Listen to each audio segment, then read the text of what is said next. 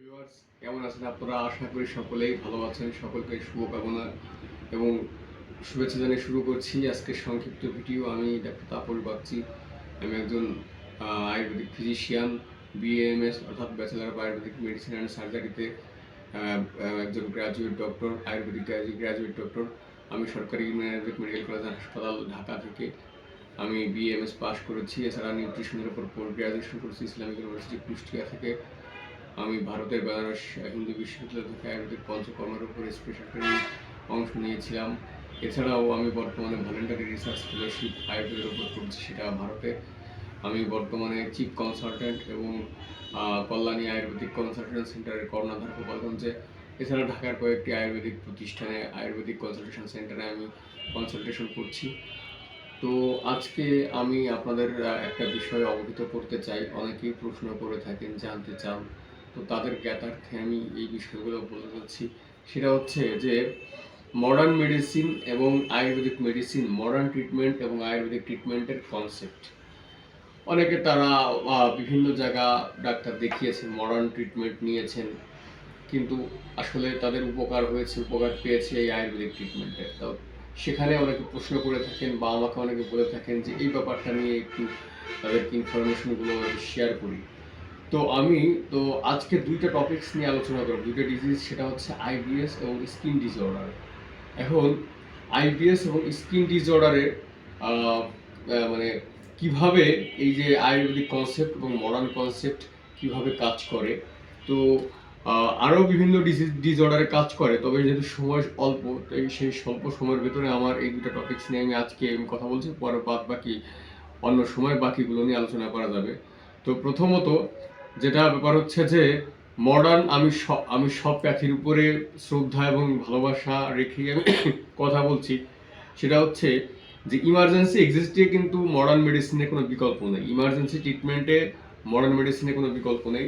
কিন্তু ক্রনিক যে ডিসঅর্ডার আছে, বিশেষ করে আইবিএস, স্কিন ডিসঅর্ডারের মতো ক্রনিক ডিসঅর্ডার, সেক্ষেত্রে আয়ুর্বেদিক ট্রিটমেন্টের কিন্তু কোনো বিকল্প নেই।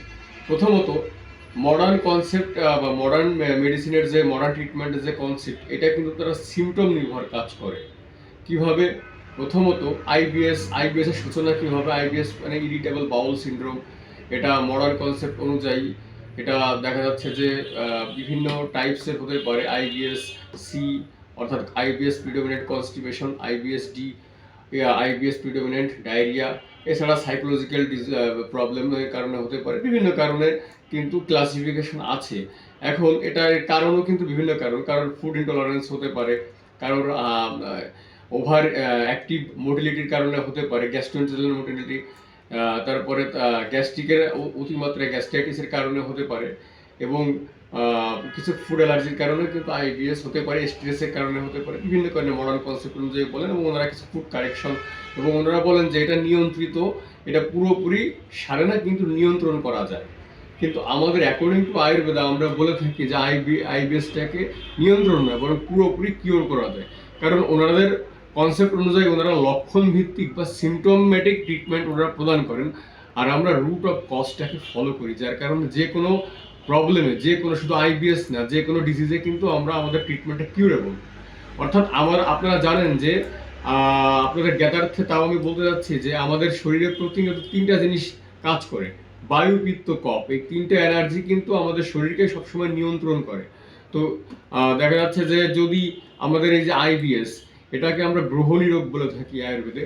এটা সাধারণত আমাদের কফ, অর্থাৎ আমাদের যে ক্লেদন কফ থাকে, ক্লেদন কফটা হচ্ছে আমাদের যে ইয়া থাকে, অর্থাৎ স্টোমাক থেকে আমাদের যে রেকটাম এই পর্যন্ত বিস্তৃত থাকে আমাদের ক্লেদন কফ। এই ক্লেদন কফটাই কিন্তু যখন বিকৃতি প্রাপ্ত হয়, তখনই কিন্তু সাধারণত এর একটা সূচনা হয়। সুতরাং এই ত্রিদোষের যে ইমব্যালেন্স, অর্থাৎ বায়ু, পিত্ত, কফ, এই বায়ু, পিত্ত, কফের যদি ইমব্যালেন্স থাকে, সেই ইমব্যালেন্সটাকে আমরা ব্যালেন্সে নিয়ে আসার চেষ্টা করি। যার কারণে কিন্তু আমাদের শরীরটা স্বাভাবিক অবস্থায় আবার কাজ করতে পারে, যার কারণে আমাদের এই আইবিএস বলেন বা অন্য স্কিন ডিসঅর্ডার বলেন, এটা কিউরেবল। এখন স্কিন ডিসঅর্ডার নিয়ে যদি আমরা বলতে চাই, স্কিন ডিসঅর্ডারে মডার্ন কনসেপ্ট অনুযায়ী যে কোনো ভাইরাস, ফাঙ্গাস, ব্যাকটেরিয়া, প্রোটোজোয়া, বিভিন্ন কারণে কিন্তু স্কিন ডিসঅর্ডার হয় এবং বিভিন্ন কারণে তারা এক্সিমা, সোরিয়াসিস বিভিন্ন ক্ষেত্রে তারা সংজ্ঞায়িত করে থাকে এবং তারা সেগুলো সিমটোমেটিক ট্রিটমেন্ট করে থাকে। এছাড়াও দেখা যাচ্ছে যে তাদের আরেকটা জিনিস, যে স্কিন ডিসঅর্ডারে তারা অনেক সময় বলে যে ব্লাডটা দূষিত হয়ে যায়, সেজন্য তারা এই ব্লাড পিউরিফিকেশন কিছু করে থাকে। কিন্তু আমরা আয়ুর্বেদিক কনসেপ্ট অনুযায়ী আমরা কিভাবে বলি, আমরা বলি যে এখানে ব্লাডটা প্রোডাকশন করে কি, আমাদের এখানে ব্লাডটা অর্থাৎ বায়ুপিত্ত কফ, আমি আবারও বলছি আমাদের 3টা এনার্জি প্রতিনিয়ত কাজ করে আমাদের বায়ুপিত্ত কফ। তার ভেতরে রঞ্জক পিত্ত নামে একটা পিত্ত থাকে যেটা আমাদের লিভার এবং স্প্লিনে থাকে। এখন এই লিভার এবং স্প্লিনে যেহেতু রঞ্জক পিত্ত অবস্থান করছে, রঞ্জক পিত্তের কাজ হচ্ছে ব্লাড প্রোডাকশন করা। তো যদি কোনো কারণে এই ব্লাড প্রোডাকশনটা ঠিকমতো করতে পারে না, তখন কিন্তু দূষিত ব্লাড এখানে তৈরি হচ্ছে এবং ব্লাডের ত্রুটি হচ্ছে। তো দূষিত ব্লাডটা যখন হচ্ছে তখনই কিন্তু স্কিন ডিসঅর্ডার দেখা যাচ্ছে। তো আলটিমেটলি ঘুরে ফিরে কিন্তু একই কথা, এখানে 3টে এনার্জি বায়ুপিত্ত কফটা যখন যে কোনো একটা, অর্থাৎ আগে আইবিএসে বললাম কফ, আর এই স্কিন ডিসঅর্ডারে বললাম কি পিত্ত। তাহলে এই পিত্তটাকে যদি আমি কারেকশন করি, পিত্তটা যদি ব্যালেন্সে চলে আসে, তাহলে কিন্তু অটোমেটিক তার ডিজিজটা, স্কিন ডিজিজটা কিন্তু কিউরেবল হয়ে যাচ্ছে। তদ্রূপ যাদের বাত ব্যথার প্রবলেম, তাদের ক্ষেত্রে ম্যাক্সিমামই বায়ু প্রিডমিনেট করে, অর্থাৎ বায়ু দোষটা কিন্তু, বায়ু বা বাত দোষটা কিন্তু এখানে ইমব্যালেন্স থাকে। ইমব্যালেন্সটাকে আমরা ব্যালেন্সে আনার চেষ্টা করি বা ব্যালেন্সে নিয়ে আসি, যার কারণে আমাদের ট্রিটমেন্টগুলো কিউরেবল। এবং এখানে এই জন্য যে আপনারা এখানে বুঝতে পেরেছেন যে আমাদের শরীরকে সবসময় প্রতিনিয়ত আমাদের এই 3টা এনার্জি বা 3টা সোর্স কিন্তু সবসময় প্রতিনিয়ত করে, যখন তারা ব্যালেন্সে থাকে তখন কিন্তু আমাদের শরীরে কোনো রোগ উৎপন্ন হয় না। কিন্তু যদি কোনো না কোনো কারণে, সেটা আমাদের পরিবেশগত কারণে হোক, আমাদের ভুলের কারণে হোক, আমাদের খাদ্যাভ্যাসের কারণে হোক, বা আমাদের অন্য কোনো কারণে হোক, যদি এই ত্রিদোষটা ইমব্যালেন্সে চলে যায়, তাহলে কিন্তু আমাদের শরীরে রোগ উৎপন্ন হয়। দেখেন করোনা মহামারীতে কিন্তু আমরা দেখেছি যে ভ্যাকসিনেশনের কথা, বা করোনা মহামারীতে কিন্তু কোনো ট্রিটমেন্ট কিন্তু আমরা ওইভাবে দেখিনি, পরে ভ্যাকসিনেশন এসেছে। কিন্তু আমরা আয়ুর্বেদিক ট্রিটমেন্ট, আমরা আয়ুর্বেদিক ফিজিশিয়ানরা কিন্তু ইমব্যালেন্সে চলে যায়, তাহলে কিন্তু আমাদের শরীরে রোগ উৎপন্ন হয়। দেখেন করোনা মহামারীতে কিন্তু আমরা দেখেছি যে ভ্যাকসিনেশনের কথা, বা করোনা মহামারীতে কিন্তু কোনো ট্রিটমেন্ট কিন্তু আমরা ওইভাবে দেখিনি, পরে ভ্যাকসিনেশন এসেছে। কিন্তু আমরা আয়ুর্বেদিক ট্রিটমেন্ট, আমরা আয়ুর্বেদিক ফিজিশিয়ানরা কিন্তু বারে বারে বলেছি যে আমাদের শরীরে ইমিউনিটি, অর্থাৎ আমাদের ওজো ধাতু, অর্থাৎ আমাদের বায়ু পিত্ত কফ, এই 3টে এনার্জি যেন ভারসাম্য অবস্থায় থাকে। ভারসাম্য অবস্থায় থাকলে কোনো ব্যাকটেরিয়া ভাইরাসে আমাদের শরীরকে কাবু করতে পারবে না।